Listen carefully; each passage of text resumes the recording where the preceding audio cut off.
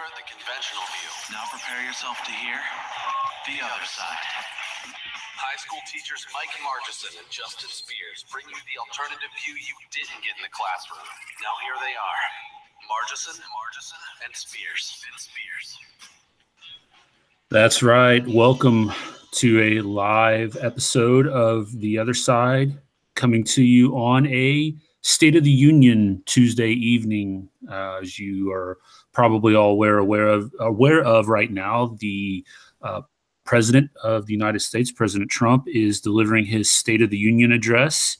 And I know I'll return after the podcast is over to hear what he has to say and review some of the feedback from the State of the Union. But we wanted to bring an episode to you guys tonight. We've got one that we've got queued up for tomorrow night. We're really excited about the opportunity that we have tomorrow night to be joined by one of our colleagues in a partnership that we just recently entered into with the Cerberus Radio Network. And Suzanne Sherman is one of the hosts of a show over there, the Wasatch Report, and she does some fantastic work. She's on radio out in Utah, and she has a very interesting story. I don't want to tell it all here, but she has really had a mindset change in how she was living her life. And so she's going to talk to us about prepping tomorrow night. And I know sometimes that can come across or maybe seem like, oh, that's just doomsday craziness. I've heard other people talk about this before. I don't need to do it, but there are some very practical things that I think, the listeners will get a lot out of. So she's going to be on with us tomorrow night to talk about Prepping 101, and had a conversation with her earlier tonight, and she's excited and ready to come on board. So we've got that going on. Also wanted to announce that we are in negotiations for securing a partnership in another venue, in another media, to potentially spread the message of the other side as well. And I don't want to speak too much about it right now, as we're still working out some of the logistics and whatnot with it, but we're excited about another potential opportunity. So stay tuned to hear a little bit more about that, and let's just see, maybe hearing the other side in some other formats. And we're really excited about that. So before we jump in here real quickly too, just as we always want to make sure we mention ways in which you can get in touch with us. You can catch us on our social media accounts, on Facebook, The Other Side Podcast. It's TOS Podcast, at TOS Podcast. If you search that on Facebook, you'll find our Facebook page. I would encourage feedback and interaction there. I personally have my Facebook page, and then we're also on Twitter at TOS_podcast over on Twitter, and our email, Margison, MARGESON, and Spears at gmail.com. So lots of ways in which you can interact with us. And again, we always appreciate and anticipate any kind of feedback that you can give to us, both positive or negative. We're open and ready to get better at what we're doing. So if you have any ideas or suggestions or feedback for us, we would appreciate that. So again, having got all that out of the way, I want to welcome in the other half of The Other Side, Mr. Mike Margison. Mike, how are we doing this evening? I'm doing well. Looking forward to watching this. I have it recording right now, the State of the Union, but I'm going to get back up and see what he has to say. Yeah, it'll be interesting. I know there's been a lot of buzz about the State of the Union leading up to the address tonight, and certainly, it seems like with everything nowadays, there's diehards on both sides of the aisle here. So we're interested in kind of taking a level-headed approach to reviewing this and the good and the bad there. So we'll definitely, I'm sure, have something to say about that a little bit later on. But tonight, right, our attention turns to, as I said in the preview to this show, have you ever had one of those days where you just come across something and you read or see something, you just wonder, my goodness, how has this person made it this far in life? And I know for Mike and I, this was completely coincidental. He stopped by my room this morning as the day was getting started, and he made a comment about, hey, I've got some reading material here for you.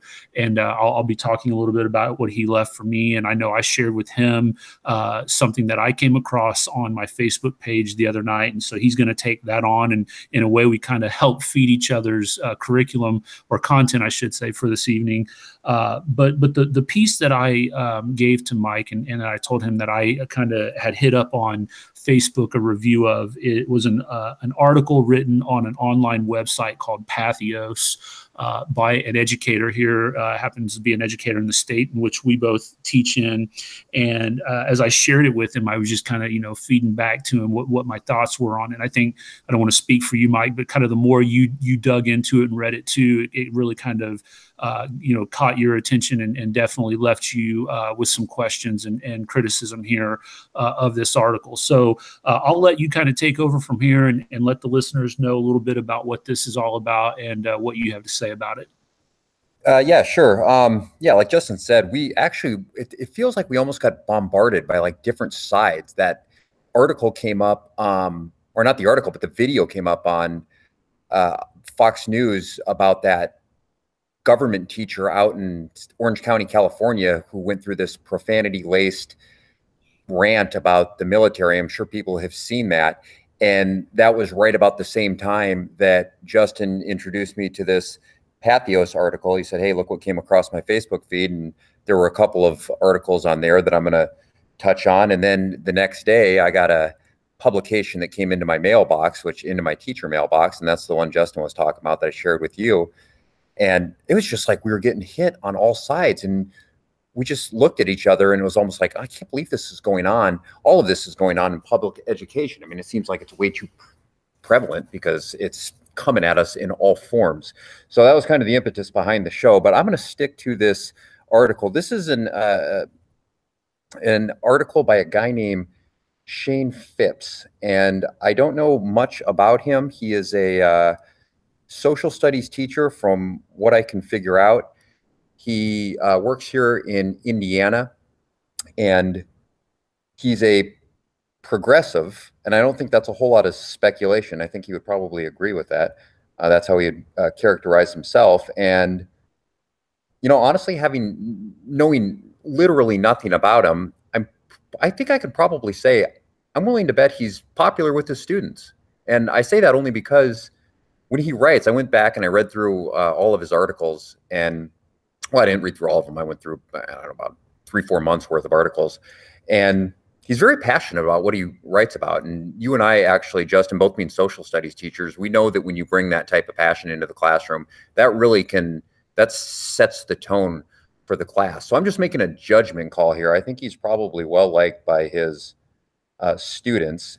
And that's about all I know about him, that he's a progressive, he's a social studies teacher, and that he likes to write. And actually, one of the reasons I say that is because I want this to be clear. This is not a personal attack. This is, we're attacking the piece, not the person. And I wouldn't even say that we're attacking it, we're critiquing it, and it's published, so it's out there for anybody to see. So I don't think that this is out of bounds by any stretch of the imagination. But essentially what we have here is, this guy says that he was always apolitical when it came to teaching, even though he was a social studies teacher, but kind of stayed out of politics. And then that became increasingly difficult. Actually, it seems impossible with the Trump administration and doing what they've done over the last year.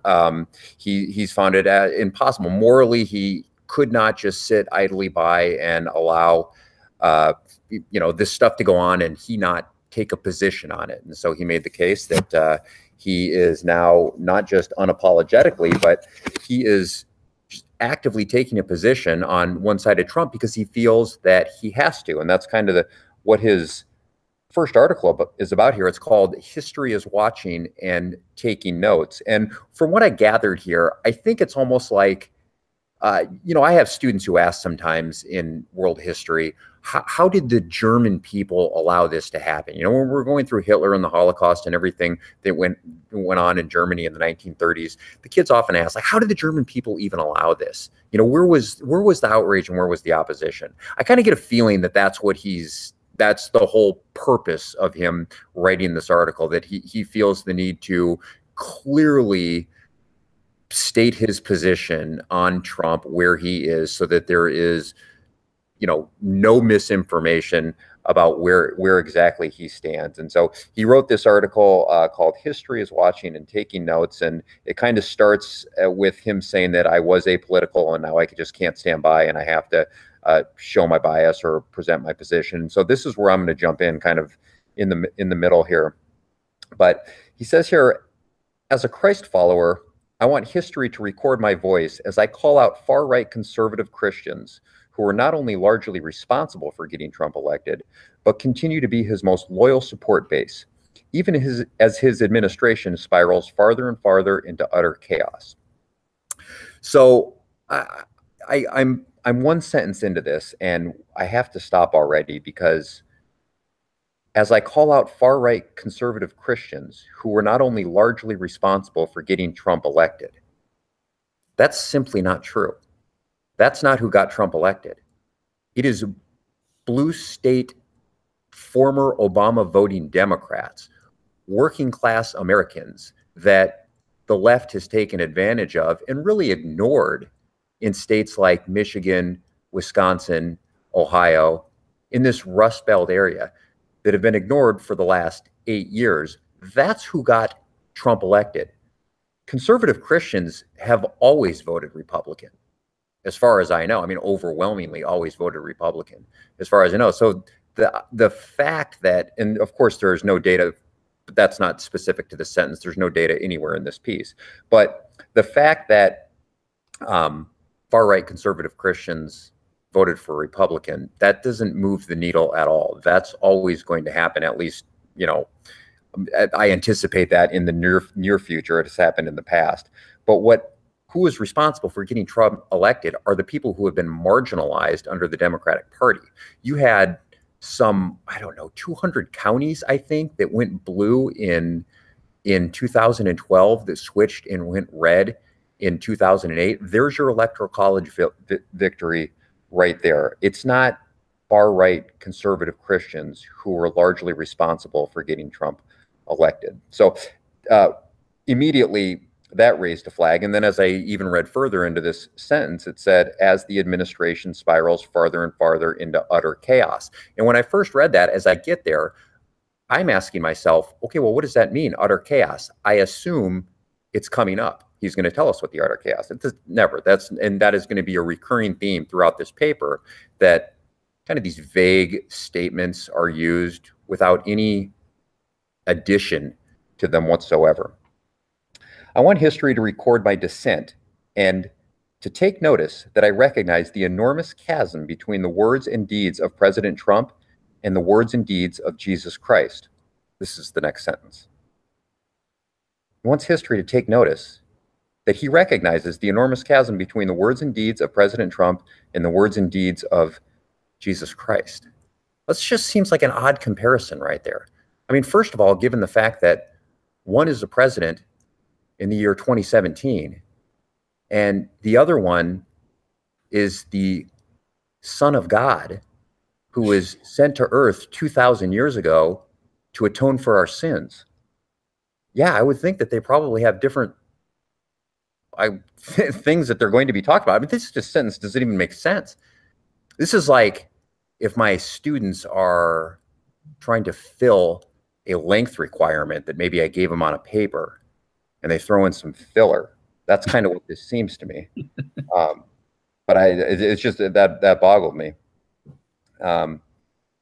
Moving on here into the next paragraph, I want history to see that I stood up for those whose rights as citizens are challenged by the Trump administration.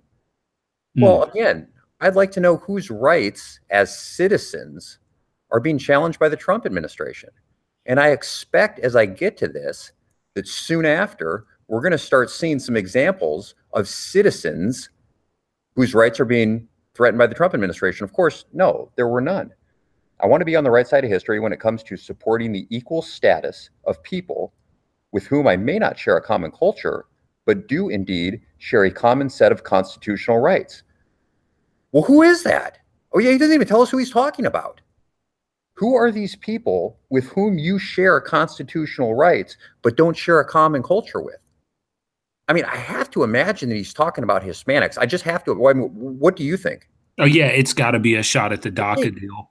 but so we're not talking about citizens then. Correct, but that doesn't matter, right? I guess not. But I kind of got the idea that we were dealing with like a history and government teacher, but I'm not so sure that government, it might just be history.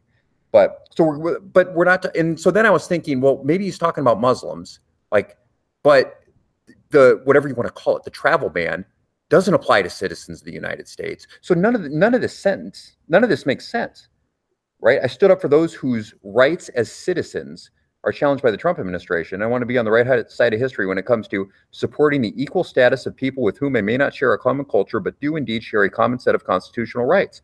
I don't know, and who is that? I must be willing to stand up and speak out for those whose rights, out for those rights to be protected, even in cases where they may be in opposition to my religious or worldviews. I wonder if he's referring to LGBTQ rights. Well, okay, so on this sentence, that's what I'm thinking, because he also wrote an article on that not too long ago. But I must be willing to stand up and speak out for those rights to be protected, even in cases where they may be in opposition to my religious or worldviews. I want history to know that I understood that this is how the Constitution works. Now, this gets into some dubious constitutional territory. If you're saying that somebody who is LGBTQ or whatever the acronyms are has a constitutional right to a cake. I mean, you know what I'm saying? So, right. And he actually even mentioned that in his article, that the constitutionality is actually probably more, I mean, he was very iffy on it. It's much more cut and dry to me, but even acknowledged that the constitutionality of the case is probably on the side of the baker, which it clearly is. I mean, as far as just private property. But I mean, the idea that this was Trump. I mean, this all stems from stuff that happened a long time ago and is now just making its way up through the judicial system, up through the courts, and making its way to the Supreme Court. So, I mean, what policy of the Trump administration, if he is talking about the gay community, which policy of the Trump administration is he referring to? Because I can't think of one. Am I missing something? All right. Next paragraph. I want history, should it take any note of me whatsoever, to see that while I'm not blind to the problems and challenges presented by immigration, never mentions what they are, I'm also not calloused to the needs of people trying to flee from other parts of, or from parts of the world our president has so insensitively labeled, and then he goes on to say blank holes, doesn't say blank. I want history to note that I understand that there are good people everywhere, and if they need help in coming to a place where they can have a better life, I'd like to see us create an easier path to find it. Okay, how? If it's that simple, how? How do you create an easier path for them to find it? You write the immigration bill. But again, there is nothing following this. I mean, this wouldn't pass muster in my freshman writing class. If you're going to say something, you have to, it immediately needs to be followed by some sort of reasonable, rational explanation of how you would go about doing any of this. And in the beginning, one of the things that bothersome here to me is I want history to see that while I am not blind to the problems and challenges presented by immigration, okay, well, what are they? Explain to us what they are, and then reconcile that with the fact that you'd like to see an easier path for immigrants to get in. How do you reconcile those two? He identifies there are problems and challenges presented by immigration, but I'd like to see us create an easier path to find it. I mean, it's just none of that makes sense. And then, of course, nothing is explained. I want history to record my outrage that a significant portion of our nation's citizens seem to be willing to put up with anything at all out of the White House, so long as their 401k is doing well. This was probably the most problematic statement to me. I mean, this was the most vague, the most meaningless, the most substanceless statement there. I want history to record my outrage that a significant portion, okay, I don't know what that is, but there's no percentages, there's no numbers or whatever, seem to be willing to put up with anything at all. Again, that's just left. I don't know what that means. So long as our 401k is doing well. I mean, okay, is he saying that because the stock market's up, we're all ignoring everything? I guess that's what it is. The notion that, and then in italics, as long as I've got mine, it's all good, seems to prevail in way too many Americans' hearts. Again, he says here, way too many Americans' hearts. There's no number. I mean, I don't know what that means, way too many Americans' hearts. Well, Mike, that's because first off, Hillary won the popular vote. So for him to say that, then there's a contradiction there. The other thing that I've been told is there's only a small percentage of Americans that even have a 401k. So you got to take that down even more. And so to take the time to actually document those numbers, I think would disprove this myth. And that's probably why these general statements are being used. And then they have to be Republican, and then you have to be able to show that somehow they just don't care, right? So that, I mean, because that's what's going on here. They're willing to put up with anything at all. Well, how do you document that? Mm-hmm. You know, what does he want them to do? Riots in the street? Who are the only moral people on this planet? Antifa? Is that it?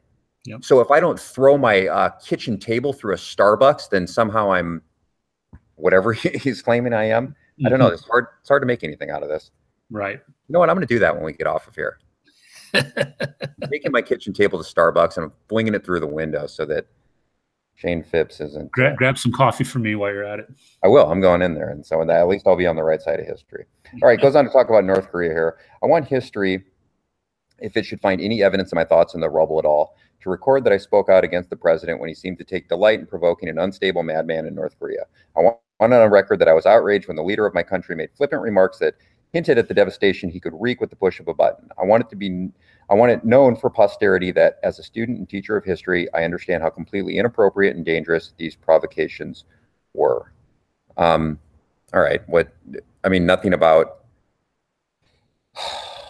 similar things under President Obama, of course, because this is obviously just a partisan opinion fluff piece. But okay, so Trump got in some rhetorical back and forth with Kim Jong-un on Twitter. I get that.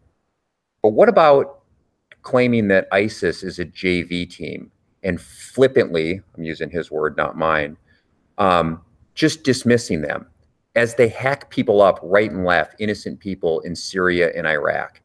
When pressed about ISIS, blowing it off and saying they're just JV. Really? Well, tell that to people of Ramadi, who were just sliced up to death. Tell that to people of Raqqa. Tell that to the people of Tikrit, that this is a JV team as they come in and they butcher your children in front of you, rape your women, and force you to watch. Tell that to them. All right. So what is actually, does that represent higher moral standards? Right. Or how about the Nobel Peace Prize winning president that dropped over a quarter of a million bombs in the Middle East, bombing countries and villages back into the Stone Age? The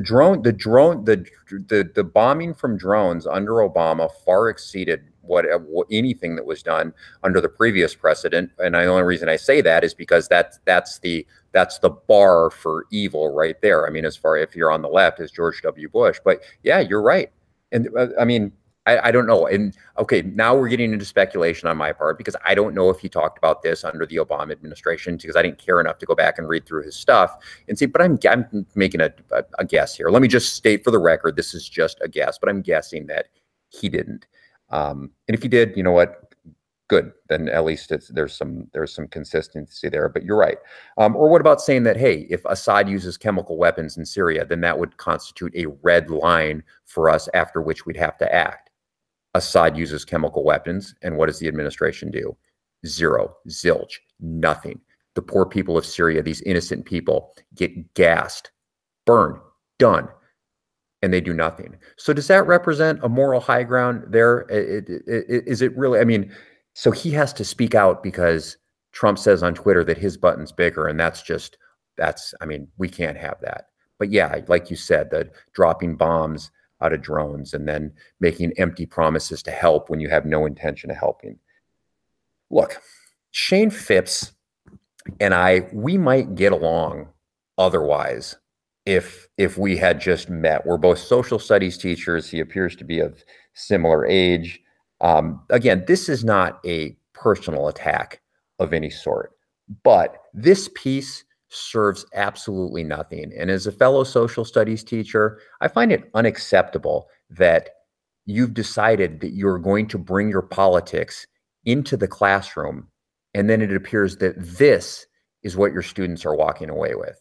And I say that because, look, I got two boys they're going to be in high school one day, and they're going to have a government teacher. And I have high expectations for what you're going to give them, right? When my kids have one chance at an education, and they're going to be under somebody's guidance at some point. And this is not okay, right? It's fluff. He finishes with, if a future archaeologist uncovers your thoughts, what will they say about you? I don't know, that I don't speak in platitudes. Maybe, hopefully, I'm hoping that I make some challenging statements, that I try and be thought-provoking, that I back up what I say with actual statistics or evidence or something beyond just these just general vagaries that it was just so frustrating for me to read the entire thing. All right, Justin, that's mine. I gotta take a deep breath. Are you going with teaching tolerance, or are you going to talk about that guy over in Orange County? Yeah, I'm actually gonna jump in here to teaching tolerance. All right, take it away. Yeah, so as Mike had mentioned there, he pops into my room this morning and he delivers this magazine, and all he says is, "I've got some reading material for you." And I was kind of busy prepping for the day, and so I walk over to my desk and I see this magazine, and I flip it over, and the title of it is Teaching Tolerance. And on the front there is a pair of a set of hands in shackles. And it says, "Teaching hard history. It's more important than ever to teach about American slavery. Our new framework can show you how." And so I just start thumbing through the magazine, and it doesn't take me very long before I just start to feel my cheeks getting flush. I can feel kind of my heart rate starting to increase. And I'm just progressively getting frustrated by what I'm reading. Not necessarily that there are people that think this, because certainly I'm not the mind control police or thought police here, but that this is prevalent in the teaching, as you were kind of hitting at there at the end, Mike, which is so important, that this is being introduced into classrooms all across America. And I think even I'm guilty sometimes of, thinking the education world is how I view it, being in a school. And then I oftentimes forget, I'm just one school corporation, one building in that corporation, and that there's this whole other world out there. And that kind of set with me today, right? The realization that, gosh, there are kids that are exposed to this on a daily basis, and the damage that it's doing to the psyche of these kids. So there's one piece in particular here that I wanted to draw on, because it's something that is of particular interest to me, but I also thought really highlighted the biggest issue with this. And it's from a teacher in Kentucky, the state of Kentucky, a social studies teacher in Wolford County. His name is Tyler Murphy. He is a contributor to this, which, by the way, this publication is produced by the Southern Poverty Law Center. And if you don't know much about the Southern Poverty Law Center, I would encourage you just to throw that into your Google machine and let it run and see what you get on the SPLC. They are a quite interesting and unique group. I won't go into much other than that. But this particular article is titled "States' Rights and Historical Malpractice," in quotation marks. After witnessing the rise of the, quote, alt-right, this social studies teacher doubled down on debunking Confederacy myths. And so essentially the premise of this article, and it's about a 2-pager, is that the whole sole main purpose of the Civil War and of the Confederacy stops and starts at slavery. Now, I want to give a very, very clear disclaimer, and I'm not saying this to appease anybody. I'm not saying this as hyperbole. I'm saying it as a matter of historical record. Slavery had something to do with the war. There's no doubt about that. Okay, I'm not trying to debate that. I'm not going to attempt to. Slavery played some part of the war. Now, if you look at it from the Union side, I'm sure the people who are Union sympathizers will tell you it played a large role. If you talk to people from the South and sympathizers of the Confederacy, They may minimalize it or list it as maybe like a secondary reason. At the end of the day, I don't think you can realistically attach a percentage or ranking for what the South was rooted in ideologically, because I could just as easily put together a statement or a defense that says, listen, slavery was still prevalent in the North. There were slaveholders in the North. I can show you documents and historical accounts and records that show that treatment of slaves in the North was oftentimes more inhumane than it was in the South. I could even go so far as to say that the beloved President Lincoln didn't really even have slavery on the forefront of his mind when he first entered into fighting the war. And that's an admission that this gentleman makes in the article even. But I want to kind of hit at this, because what he really does here is not only does he just go all in, all eggs in one basket on slavery, he goes out of his way to, basically defame those who would even entertain the idea that there was a states' rights issue here that was going on. He goes so far as to call this a myth. And you can just kind of, how you can tell sometimes, Mike, when you're reading the words on a page that they're condescending. Oh yeah. That's what this piece reeks of. So I've got a couple of excerpts here that I want to pick on. And he kind of, I'm jumping in toward the beginning of the article here, where he says, what we cannot remove, though, is the reality. And what he's referring to here is Jefferson Davis, that there's a statue monument of Jefferson Davis. And he's talking about the slow removal of these statues in the South. And so he says, we cannot remove, though, is the reality that Davis presided over a political system rooted firmly and resolutely in the institution of slavery. As much as revisionists would like to reframe the Civil War as a battle for the elusive idea of states' rights. What on God's green earth does that even mean? The elusive idea of states' rights? Maybe Mr. Murphy slept through early American history or doesn't understand the concept of when something is created by a creator. But the national government was created by the states. There would be no Washington, D.C., were it not for the states. So, and if you go back and you study the convention in Philadelphia, this was obviously a huge cornerstone of the writing and ratifying of our Constitution. The whole notion that the anti-federalists stood up to what was presented in Philadelphia and had grave concerns about what would happen in states' rights. The fact that I can point to historical accounts that people who lived in colonial and post-colonial America would see themselves as a citizen of the state that they lived in first, before they saw themselves as a citizen of the country, of the nation, speaks to the fact that, Mr. Murphy, this is not an elusive idea. This is a very real and fundamental idea, and one that has been completely hijacked and ransomed by this one nation national mindset. And so that really... Jump in for just a second? Yeah, sure. Go ahead. Look, I just want to, because I think you're making such an important point here, and I'm guessing that as a social studies teacher, there isn't a whole lot of just primary source reading in this guy's classroom. I'm going to read here the statement of secession from South Carolina, the first state to do so. It says here, the declaration of immediate causes which induce and justify the secession of South Carolina from the federal union. The people of the state of South Carolina, in convention assembled on the 26th day of April, 1852, declared that the frequent violations of the Constitution of the United States by the federal government and its encroachments upon the reserved rights of the states fully justified this state in then withdrawing from that federal union. So, and look, if you want to go back and you want to read again a primary source document, you will see that in Mississippi, in the first sentence, they outwardly identify slavery as the main issue. But it's just like you said in the beginning. Sure, slavery had a place in it, but so did states' rights. And this is in the actual language of the people who did the seceding. So there is no reason that we have to pretend to guess what they were talking about. All we have to do is read their words.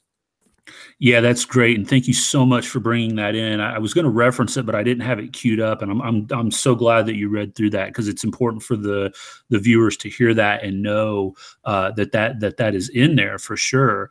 And so, yeah, when you look at that, and you could go back. Even I would encourage the listeners to go back and look. The whole idea of secession. Most people don't know this. This wasn't something that originated during the time of the Civil War. In 1824, there was a nullification crisis in which the state of South Carolina was doing the same thing. And even before that, New England talked about secession. They weren't sure that this thing was going to work out. Now, again, it was for, maybe some different reasons, but the notion that, again, I'm focusing here on states' rights is that this was something that existed prior to the formation of this general national government. And I think that is so important too, because it speaks to the mindset of these people.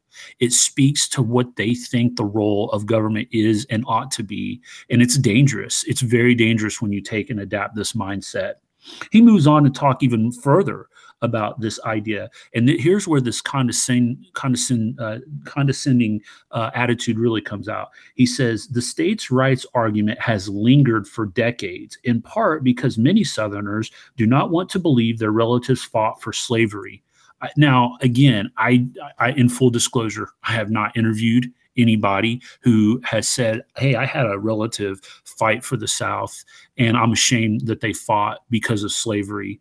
So I can't debunk that necessarily. My intuition would probably say that there would not be anybody who would say, I'm proud of the fact that my relatives fought for the idea of slavery. I'm sure there was they would say they have a lot of pride in their relatives fighting for the Confederacy and what they stood for on other grounds as well. But there were questions, listen, there's documents that you can read about what Jefferson Davis and what John C. Calhoun and Robert E. Lee had to say about slavery. Okay, if you really, really want to know, you can go through and, as you said, read some of these documents for yourself and not just take the word of what I say or what somebody else says, but to really understand it. He goes on to say, but also because of the propaganda efforts of white nationalists and Confederate sympathizers who have rebranded the Confederate cause to make it more palpable to a contemporary audience. Here again, I don't even know what that means. I don't know what that means either. I have no idea what he's referring to there. I have not ever in my life have I ever seen a messaging campaign, a propaganda machine that has said anything of that sort or of that nature. The only thing that I ever hear is heritage and culture. That's what I see. It's a pride in being from the South. It's a pride in the heritage and culture of what it meant to be from the South. And I don't know that because I'm not from there. My ancestors are not from there. So I can't speak to what that is. But I do know in reading again and watching documentaries and educating myself that that's something that permeates both whites and blacks. And so to throw this idea of white nationalists and Confederate sympathizers in there, I think is just a cheap shot there. I want to wrap up this section of what he talks about here with a quick pull from here. He says, rather, and again, he's kind of talking about the idea that how do we combat this as teachers? He's saying, how can we teach with this contested, in his idea, view of what the truth is. He says, rather, students reach a conclusion about what the South stands for as they analyze various primary sources from the time period and carefully examine the evidence. Well, clearly, as we just proved, they're not doing that. What they're doing is they're being exposed to your propaganda and your worldview, and that is what is shaping their mind and their worldview, not reading through primary sources, because if they were doing that, they would see a completely different account of history other than the one that you're trying to present here, Mr. Murphy. So again, I think that is just a platitude, something that sounds good, like, hey, here's a noble cause. I'm introducing them to primary sources that are leading my students to recognize that slavery is the defining issue of what was going on here. And it still permeates today, which is what essentially he's going to conclude and wrap up with here is he goes to, again, back to the idea of what this means still today.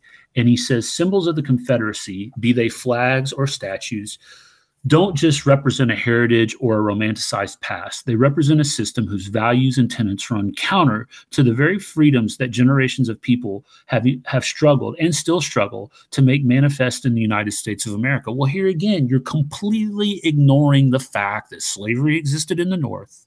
It is a part of this beloved union that you are spending this entire article trying to focus on the just cause of the North and how Lincoln was right. Even though he violated the Constitution, he shut down the press, he suspended habeas corpus, he didn't know exactly what he was doing. And you're saying all this in a way to just blindly say that everything deals with slavery and slavery was only contained in these states in the South. And again, that is a complete abomination. It's a complete contortion of history. He says the Union and its values of liberty and freedom survived a brutal Civil War, but the hate, bigotry, and terror of that divide still hover in our democracy's shadows, and they threaten the values we claim to espouse. Ugh. I know, and I know you and I have talked about that. In particular, we had a conversation about the idea, that when you look at Reconstruction, when you look at what was going on in the 1960s, slavery, the institution of slavery was dead. Now, I am not claiming that there weren't issues still to be resolved, and I'm not claiming that people weren't still struggling to overcome their biases and things of that nature. But here again, to assume and say that we still live in the shadow of slavery is a complete contortion and twisting of history. And again, I want to remind the viewers, these are impressionable minds that are hearing this day in and day out. And what kind of attitude is going to develop in the mind of a student as they hear this stuff? They're going to feel guilty. They're going to feel depressed. They're going to feel hopeless. They're going to feel helpless. They're not going to walk away with any sense of pride about their heritage and culture, which there is a lot to be prideful of, even being from the South. Of course, slavery is a scar on this country. It's a scar that existed in every state of the Union. Every country on the planet. Right. And I'm not even going to get into the fact of the slave trade in other parts of the world and what goes on in Africa with the slave trade. Again, it just really boggles my mind. And I think to kind of conclude and wrap up here, it really left me downtrodden to think that this is what students have to deal with on a daily basis. And Mike, to read some of the other pieces inside this publication, it quite honestly, it not just is upsetting, but it's sad, really, at the end of the day, is what it is. Do you want to touch real quickly on the clown from out in Orange County? Do you know that he got removed from his duties today? Okay, so I wondered about that. I had not seen that, but good. I'm glad. And if you're not familiar with what Mike was talking about, there was a teacher out in a California school district who was caught on camera by one of his students, basically going on a profanity-laced tirade over our soldiers being overseas. And listen, Mike and I have a little bit of a difference in terms of our ideas with intervention and non-intervention and the role of our military. But this guy was absolutely disgusting, absolutely degrading, just using name calling and words to describe those men and women in uniform that are serving overseas, putting their lives on the line. You can agree or disagree with war or foreign policy or whatever it is, but this guy was just simply way over the line. And again, classroom, it just was unbelievable. Right. And thank goodness that some brave soul in that classroom had the fortitude, because I know some of them have gotten shut down when they've tried to record these kind of things. And so thank goodness somebody was able to capture this and share it out so that this could be dealt with, because this is not the kind of thing that we want happening in our classrooms. It's certainly not. And again, whether you're personally Republican, Democrat, Independent, Libertarian, whatever it is, is, you cannot bring that level of bias into, and even beyond that, just the manner and method. It's one thing to get fired up about something, but to bring it to that perspective is just absolutely over the line. So, that is that's going to start to wrap it up here for our bonus episode today. Again, I'm grateful for the opportunity to be able to do this. I hope it is thought provoking. That what I really want to get for the viewer, the listener, to get out of this is that when you come across this kind of stuff, when you listen and hear and see these kinds of things, be critical of it. Be critical of it on all sides. When I read stuff from a libertarian perspective, from more of a conservative perspective, I'm just as critical as I would be here in this stuff. And that's what we want you to do. We want you to think, as Mike did, in taking you through, hey, where is the fact behind this? Where are the examples of what you're saying here? Where is the data to back this up? Just using that critical thinking as you come into contact with hearing this stuff is so vitally important. And I hope that is something that the listener will take to heart here. So before we close out, Mike, any last comments or? No, I think we covered it pretty well. Got everything off of our chest. Good. Fantastic. Well, again, we hope you enjoy this episode. And again, we're really looking forward to our episode tomorrow night with our guest host, Suzanne Sherman. And we'll be sure to keep you guys up to date on some other exciting things that we're working on as well. So thanks for joining us tonight, and we'll catch you on the other side.